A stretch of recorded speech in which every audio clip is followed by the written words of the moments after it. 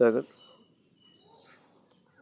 अलंबार नार्जारी 200 रुपिस हरदों बिथाङा। अलंबार नार्जारी चेनेलखौ बुंना हो सार। अलंबार नार्जारी बिथाङाबो इउटुबार, बिथांनि चेनेलखौबो साबस्क्राइब खालामदो अलंबार नार्जारी आरो बिथांनि भिडिअखौबो नायदो। अलंबार नार्जारी थेंक इउ सै रुपिस 200 सुपार चेट खालामहरनायनि थाखाय नोंथांमोनखौ रिक्वेस्ट खालामबाय अलंबार नार्जारी बिथांनि चेनेलखौ साबस्क्राइब खालामदो आरो बिथांनि भिडिअखौ नायदो।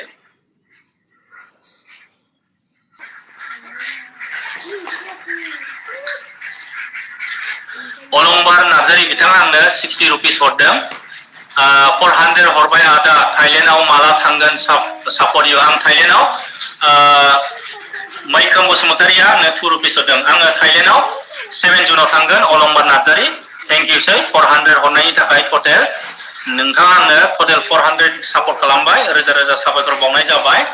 दा 60 रुपिसनि सुपार चेट खालामबावबाय। आङो थाइलेण्डआव 7 जुनाव थांगोन। बावथारला सानथाम सानब्रैल'सै, दिनै 2 तारिखआनो जाखाबाय।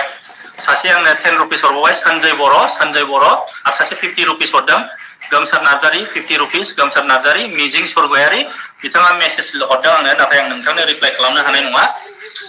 मिजिं स्वर्गयारी अन्नानै निमाहा हो, आङो नोंथांमोननो रिप्लाइ खालामनो हानाय नङा आं दा गुगोल पेआव, मानो होनबा आं दा इउटुबाव लाइभ भिडिअ दङ।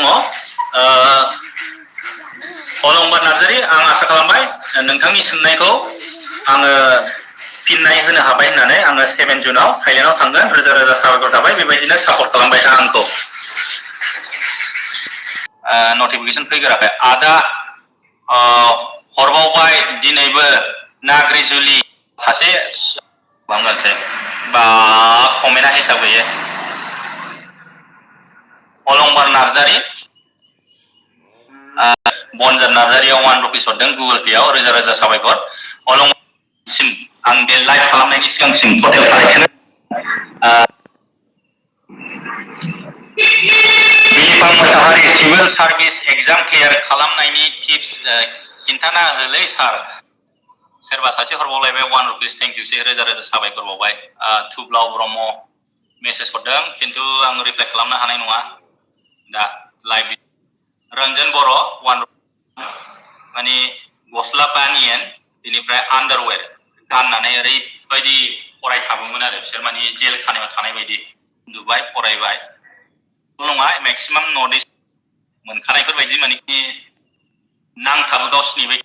सासे आंनो गुगोल पे हरबावबाय सासे जुलि माबानि अदालगुरिनि ना अलंबार नार्जारी रोजा रोजा हरबावबाय दिनै रुपिस हरदों। खालामदोंलै आं एसे स्क्रल खालामगोनसै बा अलंबार नार्जारी 40 रुपिस हरदों। सासे आंनो गुगोल पे हरबावबाय सासे नटिफिकेसन फैगोराखै आदा। हरबावबाय दिनैबो नाग्रि जुलि गिलाजारनिफ्राय थेंक इउ सै नाग्रि जुलि माबानि अदालगुरिनि ना अलंबार नार्जारी रोजा रोजा साबायखर बावबाय नोंथांखौ। नाग्रि जुलि माबानि अदालगुरि नाग्रि जुलिनि अलंबार नार्जारिया 40 रुपिस हरबावबाय दिनैबो, रोजा रोजा साबायखर बावबाय। डि नार्जारिया 5 रुपिस हरदों। बनजार नार्जारिया 1 रुपिस हरदों गुगोल पेआव, रोजा रोजा साबायखर। अलंबार नार्जारिखौबो रोजा रोजा साबायखर बावबाय आरो आं आसा खालामबाय गाबोननि भिडिअआबो मोजां जागोन, दिनैनिफ्राय आरो एसे साबसिन जाबावगोनसो। माने आं बुंबाय आरो नोंथांमोना गाबोन नायबासो मिथिगोन दिनैनिया साबसिन ना गाबोननिया साबसिन, बेखौ नायबासो। माने बेबो बिराद मोजां भिडिअ। नोंथांमोनहा आंनि इन्सटाग्रामखौ फल' खालामनानै स्ट'रिखौ नायबा मिन्थिगोन माबायदि। आंनि बे इन्सटाग्रामनि खालामनानै स्ट'रिखौ नायबा मिन्थिगोन माबायदि आंनि बे इन्सटाग्रामनि स्ट'रियाव। थेंक इउ सै अलंबार नार्जारी नाग्रि जुलि अदालगुरिनिफ्राय गोनदां। जोंमा बसुमतारी इल'ग्राया हरलाय गोलाव। अलंबार नार्जारी 40 रुपिस हरबावदों बिथाङा। आं सरि अदालगुरि होननायनि थाखाय। अदालगुरि नङा आदा, नाग्रिजुलि तामुलपुरनिसो आदा। थेंक इउ सै।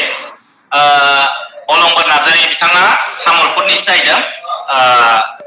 माबानि अदालगुरि नङा। अदालगुरियावबो नाग्रिजुलि दंना, आं माने अदालगुरियाव थांबाय थादोंमोन आगोलाय, बिनि थाखायनो आं सानदों अदालगुरि। अलंबार नार्जारी फंबायनिसिम रोजा रोजा साबायखर बावबाय। फंबाया आरोबाव माने 40 रुपिस हरबावदों आंनो सुपार चार्टआव। थेंक इउ सै रोजा रोजा साबायखर बावबाय। सासे आंनो नै दासो 50 रुपिस हरदोंमोन नटिफिकेसन